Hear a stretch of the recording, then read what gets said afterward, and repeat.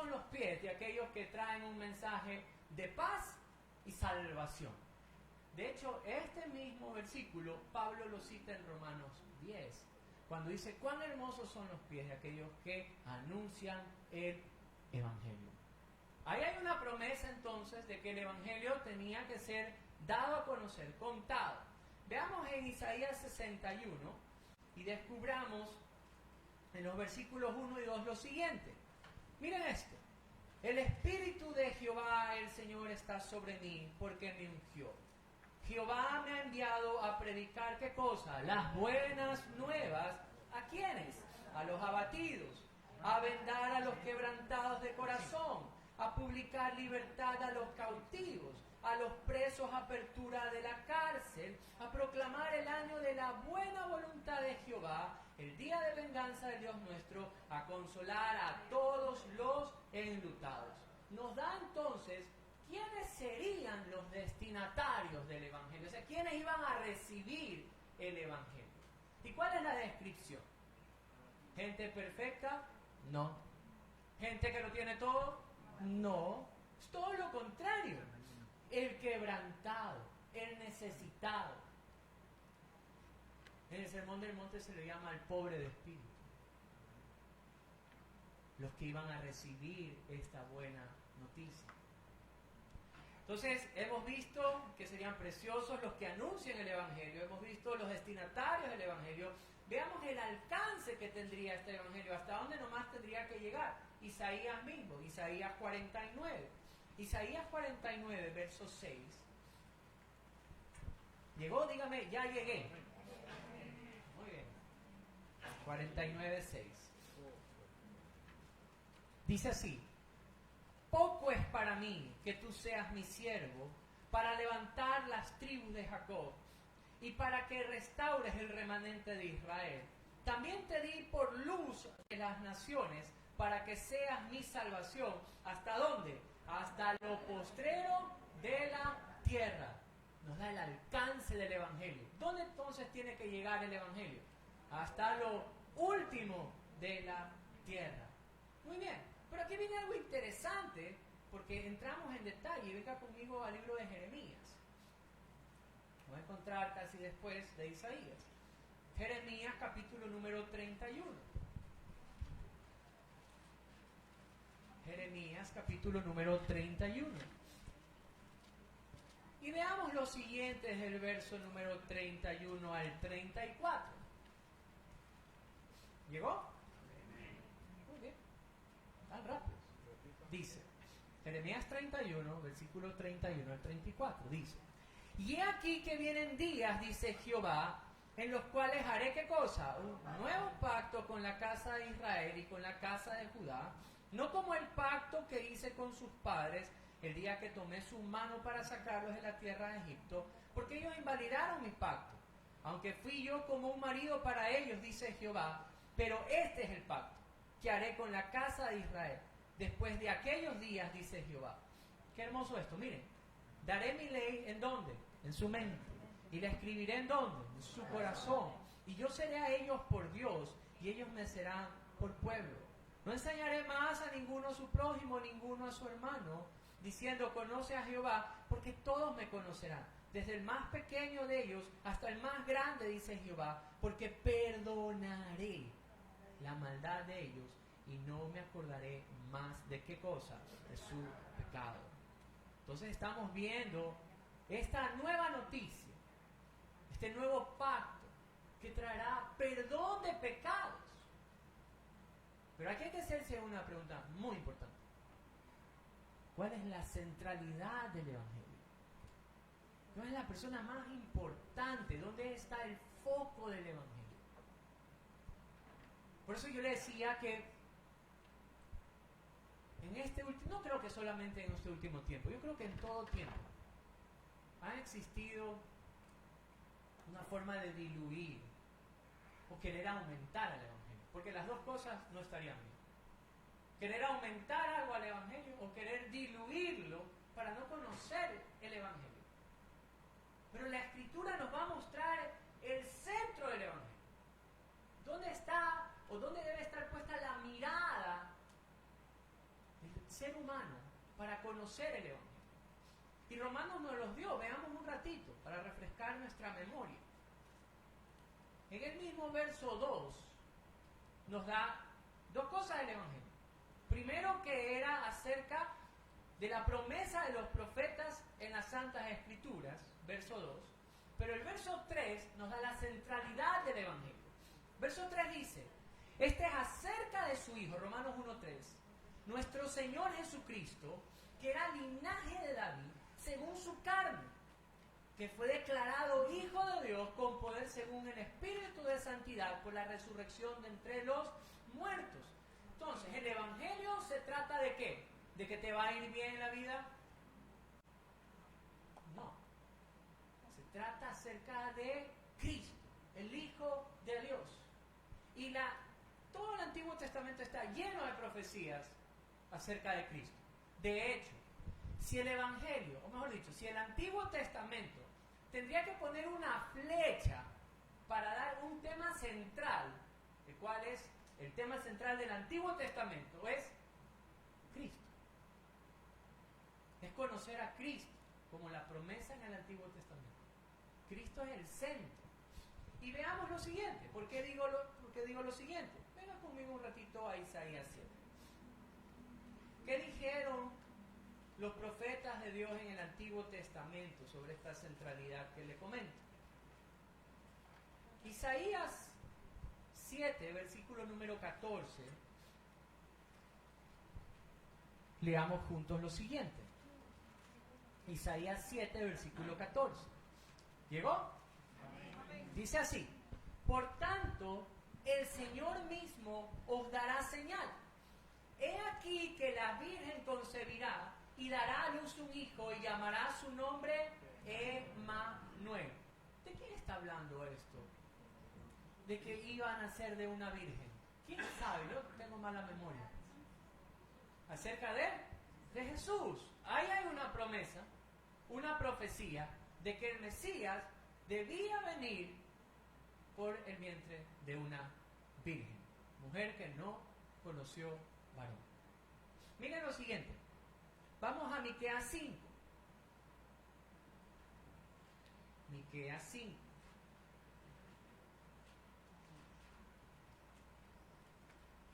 ¿Ya encontró Miqueas? Yo tampoco, así que estamos bien. Miqueas 5. Verso 2 al 4. ¿Ya? Búsquenos con tranquilidad. Yo también soy pésimo para encontrar libros, así que... ¿Ya?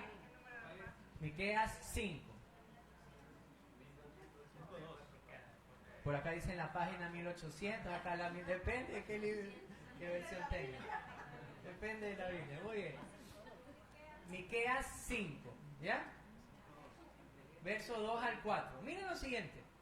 Pero tú, Belén Éfrata, pequeña para estar entre las familias de Judá, de ti me saldrá el que será Señor en Israel. Y sus salidas son desde el principio de los días de la eternidad. Pero los dejará hasta el tiempo que dé a luz, la que dará luz, y el resto de sus hermanos se volverán con los hijos de Israel. ¿De dónde saldría, según el verso 2, este Señor en Israel? De Belén. ¿De dónde nace Jesús? ¡Wow! ¿Se dan cuenta? Entonces el Antiguo Testamento nos está hablando acerca de este Mesías prometido, y ya empezamos a observar que todo esto se cumple en la persona de Jesús. Veamos otro. Romanos decía que tenía que ser descendiente de David. Veamos esto en Jeremías 23. Jeremías 23. Jeremías 23, verso número 5. ¿Llegó? Los veo buscando, ¿están? Qué bonito se ve a la iglesia, dándole. 23, 5. Los que están usando celular están haciendo trampa porque es más rápido. Jeremías 23, 5 dice aquí: he aquí vienen días, dice Jehová, en que levantaré a David, renuevo justo, y reinará como rey, el cual será dichoso y hará juicio y justicia en la tierra. Entonces el Mesías debía ser descendiente del rey David. Pero no solamente esto, porque muchas veces podríamos decir, bueno, viene un rey, pero este sería un rey diferente, un salvador diferente. Cuando nosotros hablamos de salvador en la tierra, bueno, depende de qué personaje a usted le guste, ¿ya? Pero yo soy fanático, y tal vez me disculparán algunos, de Marvel. A mí me encantan las películas de Iron Man. Y yo cuando... muy bien. Entonces cuando yo veo eso, uno se imagina a un hombre con una... Bueno, en el caso de mi personaje favorito, ¿verdad? Con este escudo y con todo este traje y que salva a todo el mundo y lo ves como poderoso. Y no estoy diciendo que Cristo no lo es, por si acaso, sino tenemos un concepto diferente de como un rey salvador tiene que morir. ¿Cómo es ese concepto que no pueda vencer? Observemos lo siguiente. Miren lo que dijo Isaías 53. Isaías 53.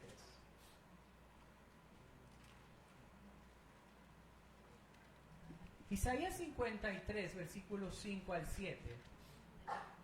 Miren lo que dice de este Salvador. Mas el herido fue por nuestras rebeliones, molido por nuestros pecados. El castigo de nuestra paz fue sobre él, y por su llaga fuimos nosotros curados. Todos nosotros nos descarriamos como ovejas, cada cual se apartó por su camino, mas Jehová cargó en él el pecado de todos nosotros. Esto es fuerte. Porque Cristo vino a morir, a dar una muerte sustitutiva, como le llaman los teólogos, porque nosotros debíamos haber recibido ese castigo. O sea, la cruz, literalmente, tuvo que haber sido sufrido por cada persona sentada en este lugar, por cada persona que escuche este mensaje, por cada persona que usted ve en la calle, porque cada persona ha pecado y debe recibir la justicia de Dios. Pero Cristo recibe sobre su cuerpo el castigo que nosotros merecemos. No merecemos, merecemos. Entonces Isaías está diciendo que esta promesa es de aquel que vendría y tomaría el lugar de aquellos que merecen esta muerte y sufriría sobre su propio cuerpo el castigo que nosotros merecemos. Esta es la promesa que te está trayendo el Evangelio. Pero no se quedaría solamente en la muerte sustitutiva, sino que viene un hecho que debe ser valorado, predicado, atesorado, es donde la esperanza debe anclarse del ser humano cuando escuchas el mensaje de Jesús. No solamente es la muerte, sino miren lo que dice el Salmo 16. Salmista da esta profecía en el Salmo 16, versículo número 10.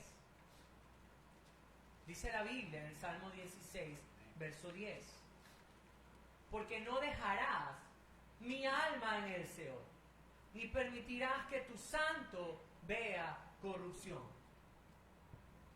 En Hechos 2, verso 31, Pedro en su predicación habla sobre este tema. Porque Cristo murió, ciertamente murió, pero ciertísimamente ha resucitado.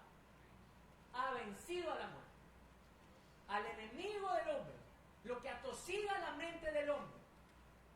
Porque el hombre al pecar se puso esta sentencia de muerte. Pero Cristo ha vencido. Y ahí está la promesa del Evangelio, centrada en Cristo y en lo que Cristo vino a la tierra a hacer. No solamente que nace de la Virgen, no solamente que crece y expone quién es, sino que directamente viene hacia la cruz, sufre el castigo y vence a la muerte. Queridos amigos, la centralidad del Evangelio es Cristo. Las profecías acerca de él, su ministerio, pero se centra en la muerte y resurrección de Jesucristo. Si alguien viene y le dice, quiero hablarte del Evangelio, ¿de qué se supone entonces que tendríamos que hablar? De Cristo. Si usted ve una enseñanza en YouTube y están hablando del Evangelio, ¿de qué se supone que deberían estar hablando? De Cristo. ¿Pero de Cristo acerca de qué? De la promesa de que Él viene. De su muerte sustitutiva. Queridos amigos, esto es valioso. Lo más valioso que cualquier ser humano puede escuchar en cualquier momento de su vida. Desde que son pequeños, nacen hasta en el último momento de su muerte. Este es el mensaje que salva vidas. Porque hay una realidad sobre el ser humano, queridos amigos, y es que hemos pecado. No hay hombre en la faz de la tierra que pueda decir que está libre de faltas. Ninguno de nosotros puede jactarse. Por eso es que es necesario alguien que tome nuestro lugar en la cruz. Es necesario que alguien haya tomado ese castigo, esa ira justa de Dios sobre su cuerpo, para darnos la libertad que el perdón otorga. Queridos amigos, eso es el Evangelio. Ahora, el Evangelio es prometido y cumplido. Y este se va a centrar en la persona de Jesús. Ese es el segundo punto. ¿Cuál fue el primero? No se les entendió nada. Muy bien, que el Evangelio cambia. ¿Y el segundo? Que Cristo es ¿qué? El Evangelio es prometido y cumplido en la persona de Cristo. Muy bien, entonces solamente van a tener 20 puntos, pero el segundo no. El Evangelio es una promesa cumplida en la persona de Cristo. Muy bien, el tercer punto. Y regresemos a Romanos. Romanos, capítulo número 1. ¿Qué más nos deja ver el apóstol acerca del Evangelio? ¿Qué es el Evangelio? Los versículos 5 al 7 dicen lo siguiente. Y por quien hemos recibido la gracia y el apostolado para la ¿qué?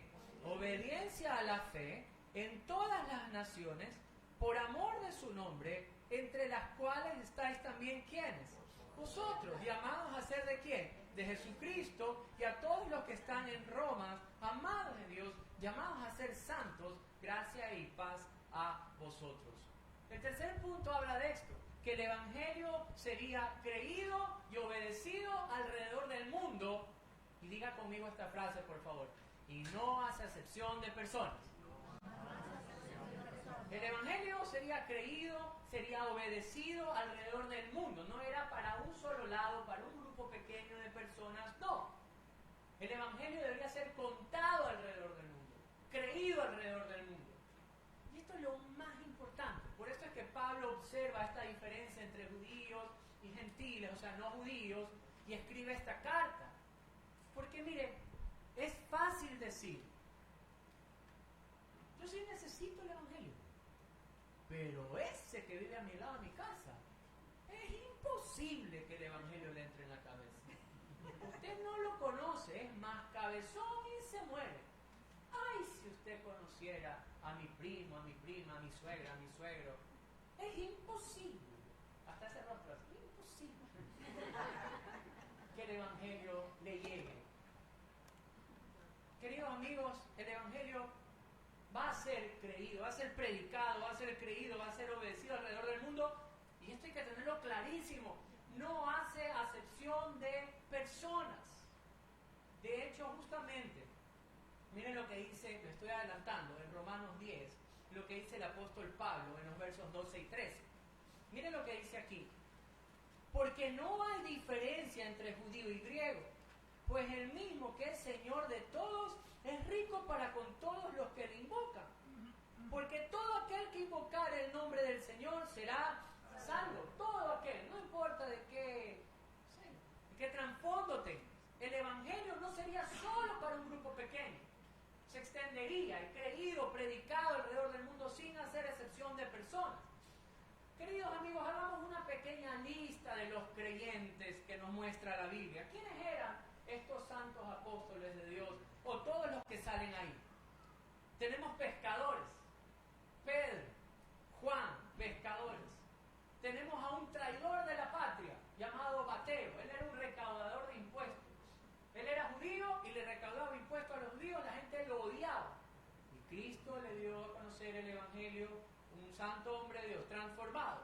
¿Quién fue Pablo? Sino un fariseo religioso. Ojalá que llegue al cielo y Pablo no me diga, oye, ¿qué estás hablando así? Pablo era religioso, fariseo, perseguidor.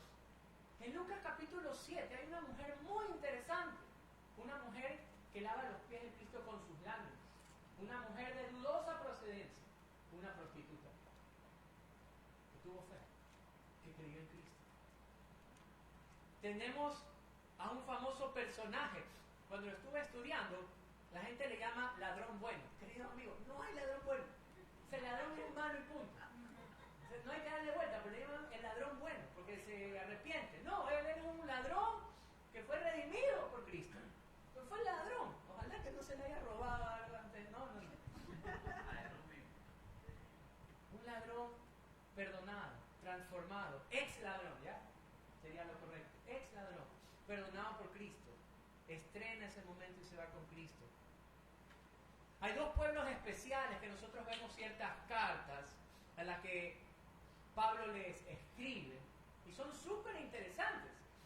La primera está en el libro de Tito. Se escribe a la isla de Creta. Y yo quiero que usted lea y veamos de primera fuente cómo se los veía a los cretenses. ¿Ya? Venga conmigo al libro de Tito. Porque ellos también están, ahí había una iglesia, o sea, ahí había gente seguidora de Jesucristo, redimida por Cristo, donde el Evangelio llegó. Así que venga conmigo a Tito, ven. Llego a Tito, pero ya se me perdió Tito. Uy, Tito, ¿dónde se me fue? Acá.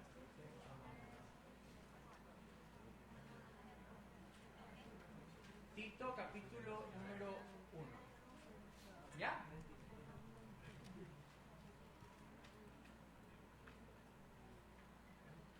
Miren estas dulces palabras que describen a los cretenses, ¿ya? Alguien de su propia tierra dijo esto, por si acaso, de la misma Creta.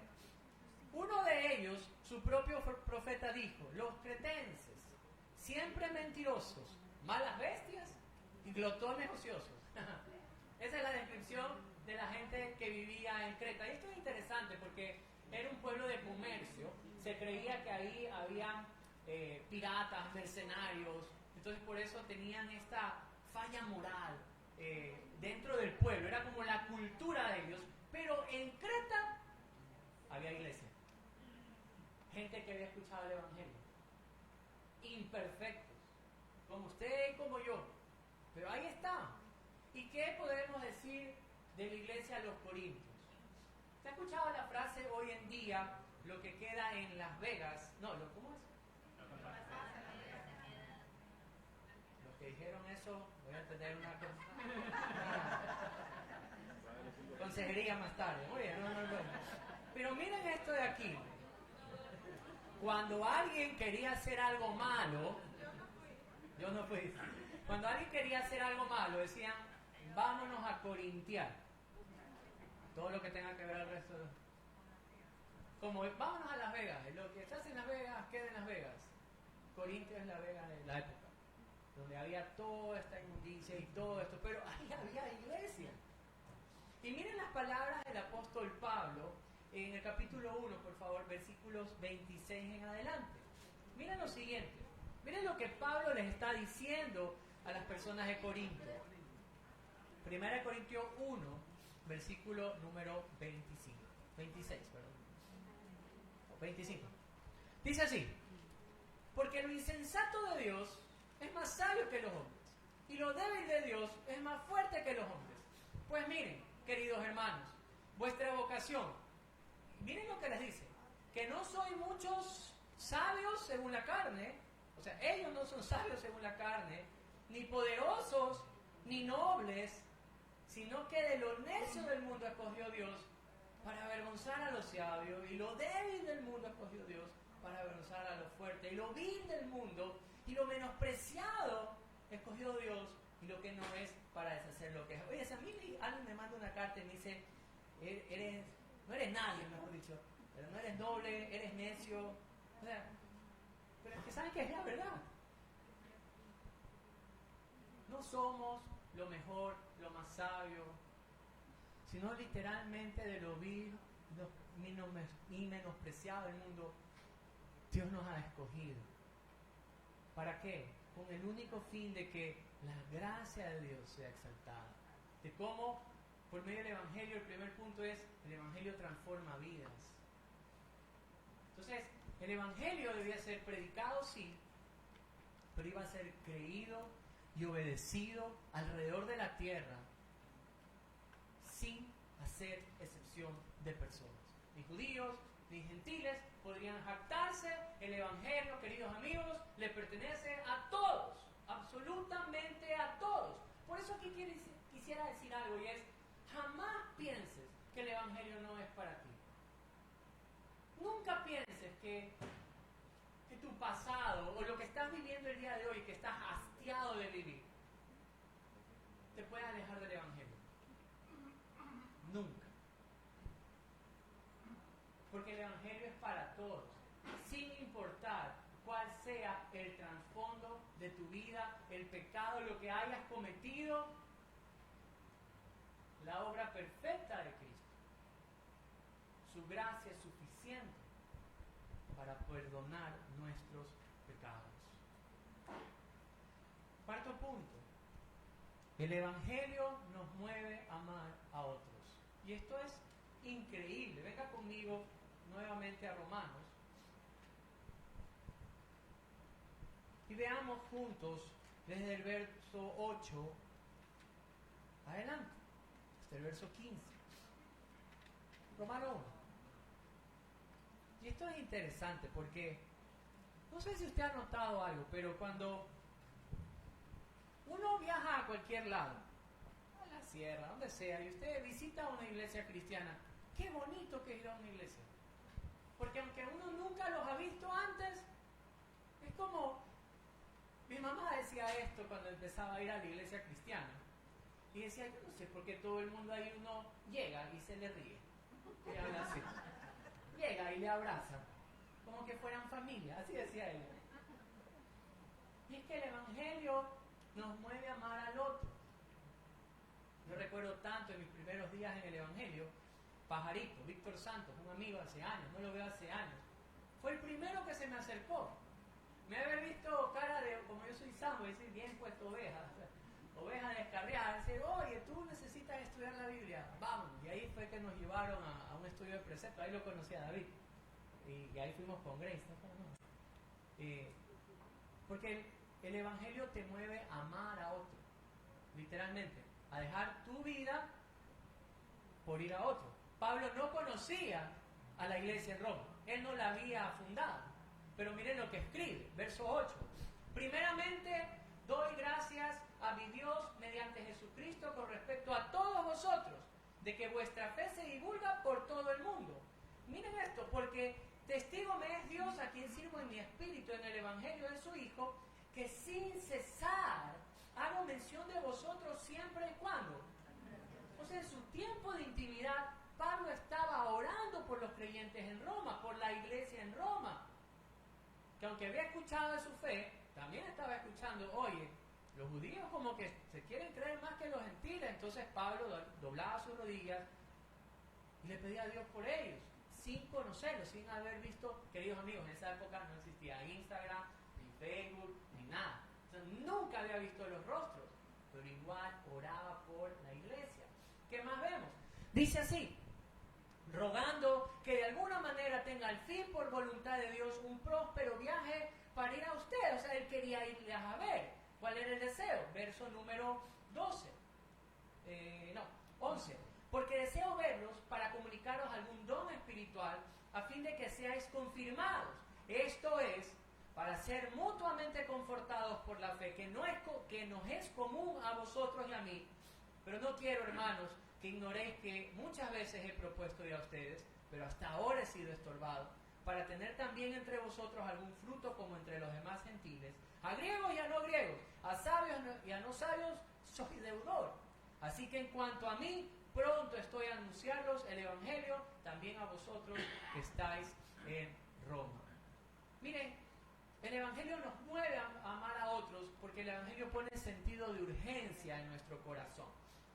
Él ve esta diferencia entre judíos y no judíos y él dice, a ver, si el Evangelio transforma y cambia, si el Evangelio es una promesa cumplida, si el Evangelio no hace acepción de personas, estos no han comprendido, no han entendido qué es el Evangelio, entonces tengo que ir a contarles y darles a conocer el Evangelio. Y esto es algo interesante. ¿Cuántas veces nosotros hemos visto a Jesús o a sus discípulos tener ese sentido de urgencia por discipular o dar a conocer el Evangelio? Miren, Pablo hace una carta a los Gálatas porque los Gálatas se desviaron de la doctrina. ¿Y qué hace él? Escribe una carta y manda la carta. Lo mismo pasa con Corintios. Los corintios estaban ahí medio desviados también. ¿Y qué hace Pablo? Ora y escribe una carta. Lo más rápido de ese tiempo, mandaba la carta.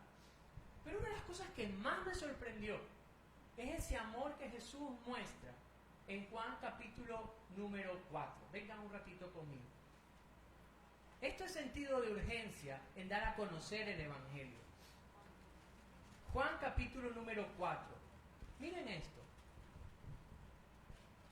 Verso número 1 dice así: cuando pues el Señor entendió que los fariseos habían oído decir, Jesús hace y bautiza más discípulos que Juan, aunque Jesús no bautizaba sino sus discípulos, salió de Judea y se fue otra vez a Galilea. Y este es el versículo.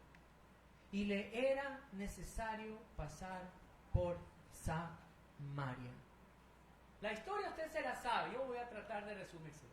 Jesús tiene un encuentro con una mujer. Esta mujer empieza a hablarle y Jesús le empieza a hablar directamente al corazón. Le pide agua y dice, ¿por qué me hablas? Si ustedes no nos hablan a nosotros los samaritanos. Y Jesús le dice, si tú supieras quién soy yo. Yo me imagino si en aquel no. Si tú supieras quién soy yo, tú me dirías a mí, dame del agua. Y él se queda como que, ¿quién eres? No les alarma. Jesús descubre el corazón de esta mujer, hasta lo más íntimo de ella. Había descubierto que había tenido varios hombres en su vida, ninguno era marido de ella. Y esta mujer se sorprende. Y dice, se dice que hay un Mesías, que vendría un Salvador. Y Jesús le da la buena noticia, le dice, yo soy. Esa mujer, encendida en su corazón, regresa a su tierra y le cuenta a todos y dice, este hombre me ha dicho todo lo de mi vida, este es el Mesías. Todos ellos regresan, hablan con Jesús y le dicen a la mujer, ya no creemos solamente por tu dicho, sino porque sabemos que este es el Mesías. ¡Wow! Sentido de urgencia de Jesús de hacer una parada. Hay unos de nosotros que hacemos unas paradas técnicas cuando nos vamos de viaje, pero paran en la gasolinera a comer. Jesús no es así. Gracias a Dios, Jesús no es así. El sentido de urgencia de Cristo es de dar a conocer las buenas noticias para que pueda haber salvación. Y esto justamente lo observamos, porque el Evangelio pone amor, pone sentido de urgencia para que los otros conozcan la totalidad del Evangelio. Y aquí me puse a pensar en algo muy interesante. ¿Cuánta urgencia hay en los padres de familia por enseñar el Evangelio a sus hijos? ¿Cuánta urgencia hay en nuestro corazón por sentar en la mesa de nuestros hogares a nuestros hijos y decirles, hoy quiero hablarte del Evangelio? ¿Cuánta urgencia? Queridos amigos, y esto no lo digo atacando a nadie por si acaso, porque el primer pecador en esto creo que soy yo.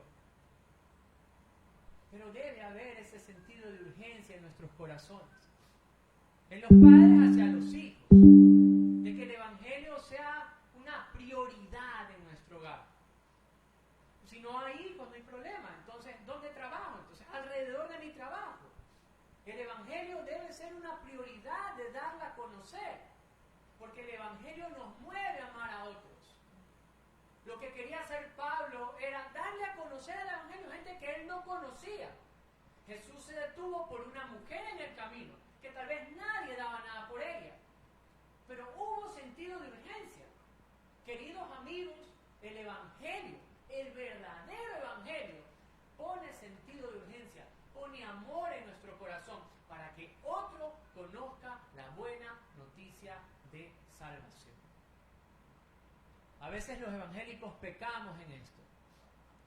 Más fácil es dar el evangelio a otros afuera que dar el evangelio a los nuestros adentro. Pero hay que tener ese amor y ese sentido de urgencia porque el evangelio nos mueve a amar. Por último, vámonos a Romanos, los dos últimos versículos, 16 y 17. De hecho, estos dos versículos van a dar la centralidad de toda la carta. De toda la carta. De hecho, podríamos hacer un sermón solo de estos dos versículos. Pero hoy no lo vamos a hacer. Hoy vamos a estudiarlos en conjunto con los otros. Y mira lo que Pablo termina diciendo sobre el Evangelio. Dice, porque no me avergüenzo del Evangelio, porque es poder de Dios para salvación a todo aquel que cree, al judío primeramente y también al griego. Porque en el Evangelio la justicia de Dios se revela por fe y para fe, como está escrito, mas el justo por la fe vivirá. Miren, esta semana tuve una visita de unos primos míos de la ciudad de Quito. Y esta visita la verdad es que me llamó la atención, porque bueno, como es de conocimiento público, hay cortes de luz durante todo el día. Creo que más pasamos sin luz que con luz. Entonces, mi primo decía, él es de la sierra, entonces habla medio cantadito, sí. Entonces me decía, no va a cantar. Entonces decía, primazo, porque es de Quito, primazo, dice, quiero irle a saludar. Y yo le digo, primo, chévere para venir y esto, pero ahí ya nos dieron los razonamientos con estos horarios. Le digo, pero primo, tengo corte de, ¿qué hora es, mi amor? De 6 a 9. De 6 a 9 de la noche, entonces vamos a estar a las velas y para esto ni vela tengo. Entonces, literalmente le digo, primo, mejor hagamos un desayuno. No, primo, yo quiero ver. Nosotros nos cambiamos a una casita nueva, entonces yo quiero ir a conocer su casa. Digo, ¿por qué va a conocer? Pues si no hay ni luz. No importa, quiero ir a sentarme a conversar con usted. Ahí sí ya me quedé como que algo pasa. Bueno, llegaron a la casa, de verdad que los atendimos no con velas, sino con luz de celular. Estamos conversando y se extendió, ya vino la luz a las 9. Seguíamos conversando y su hija, una prima mía, ella hace unos eventos. Y ella va a hacer un evento ahora en Guayaquil y me comentaba que tuvo un sueño. Y me citó dos versículos de la Biblia, uno en Efesios y otro en Isaías. Dice, primo, ¿qué significa? Me dice, porque literalmente me levanté con dos versículos. Yo no sabía que ella estaba en una iglesia cristiana. Y leímos los dos versículos, y los dos versículos hablaban de juicio. O sea, de un juicio venidero a la tierra. Y digo, prima, pero está ahí, va a haber juicio. ¿Y qué hay necesidad del juicio? Le digo, el Evangelio. Hay que hablar el Evangelio. Ella tiene una costumbre que en sus charlas, ella habla de Dios. Eso es lo que ella me dijo. Me dice, yo hablo de Dios. Me dice, pero ¿sabes qué? Yo he hablado de Dios como medio superficial. Así, hablo como en un término más general, dice, como para que todos acepten lo que hablo de Dios y no me digan que soy alguien religioso. Y se me vino este versículo. Y yo le digo, prima, no tengas vergüenza de Dios. Que no te dé vergüenza. Y no sé cuántos conocieron a Ñato García. Y yo recuerdo a Ñato García en cierta ocasión fue a predicar a la iglesia. Y ese hombre dice que la Cámara de Comercio de Guayaquil le invita a dar como por qué él es tan próspero en esa época que él vivía. Y decía que, él decía, ¿yo qué hago aquí con todos los dueños del Supermax y dueños? Son unos monstruos y a mí me invitan a decir, ¿qué puedo decir si la verdad en mi vida lo único que ha sido la diferencia es Cristo? Dice, no, a mí nadie me cae. Él mismo contaba que él se paró y dice, yo me sentí como que fuera en culto. Y empecé a predicar de Cristo, de arrepentimiento, hasta terminaron aplaudiendo, llorando de todo, porque hablé del Evangelio. Y le contaba esto a ella. Y es que Pablo nos muestra todo lo que el Evangelio significa. Pero no hay que olvidar algo, que el Evangelio es poder de Dios para salvación. Es poder de Dios para salvación. Porque en el Evangelio se revela la justicia de Dios. Martín Lutero, justamente uno de nuestros hermanos, hablaba sobre este tema, y Martín Lutero tenía un grave problema con la justicia de Dios. Los teólogos le llaman la justicia activa, aquella justicia que castiga el pecado. Y él tenía este problema porque, como bien contaba nuestro hermano, él vivía una vida casi perfecta, por decirlo de alguna forma. Él escribe lo siguiente, él dice así: fui un buen monje, cumplí las reglas de mi orden tan estrictamente que podría decir que si un monje llegaba al cielo por su vida monástica, ese era yo. Este hombre hizo voto de castidad, hizo voto de obediencia, hizo voto de pobreza. ¿Saben que ellos iban a una misa a la 1 de la mañana todos los días, no el domingo? Todos los días había misa a la 1 de la mañana y él era el primero en estar a la misa de la 1 de la mañana. Él hacía estas confesiones diarias. ¿Saben cuántas horas?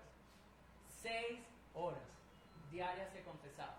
Terminaba de confesarse, mató una mosca y volvía a confesarse. O sea, literalmente él trataba de borrar su pecado y él hacía ayunos continuos. Dejaba de comer, de beber agua continuamente, pero nada solucionaba ese sentimiento de culpa que había en su interior. Ese sentimiento de pecado que lo tenía todo el día. Y llegó a escribir lo siguiente. Dijo así: yo no amaba, sino que odiaba al Dios justo, que castiga pecadores. Y en secreto y de forma blasfema murmuraba continuamente en contra de él. Estaba enojado con Dios. Y dije, como si no fuera suficiente que pecadores miserables, eternamente perdidos por su pecado original, sean aplastados por todo tipo de calamidades debido a la ley del decálogo, sin que Dios esté añadiendo dolor tras dolor por el Evangelio y a través de ese mismo Evangelio amenazándonos con su justicia e ira. Tal vez mi furia y violencia por mi conciencia atribulada. Él tenía este problema en su alma porque no sabía cómo quitar su culpa de pecado. Porque veía a Dios como ese Dios airado que castigaría al pecador. Y él sentía que no tenía esperanza por más que hacía todas estas obras. Pero un día hizo una pregunta correcta. Su pregunta fue: ¿cómo puedo entonces salvarme siendo Dios justo y yo injusto? Y él se encontró con Romanos 1:17. Y se lo quiero leer de otra versión. Mire cómo se la narra aquí. De hecho, el Evangelio se revela la justicia que proviene de Dios, la cual es por fe de principio a fin, tal como está escrito: el justo vivirá por la fe. Él descubrió que esta justicia que habla aquí es una justicia que Dios te la entrega sin que tú la merezcas, por el simple hecho de la fe en Jesucristo. No, usted no es justo, yo no soy justo, ninguno es justo.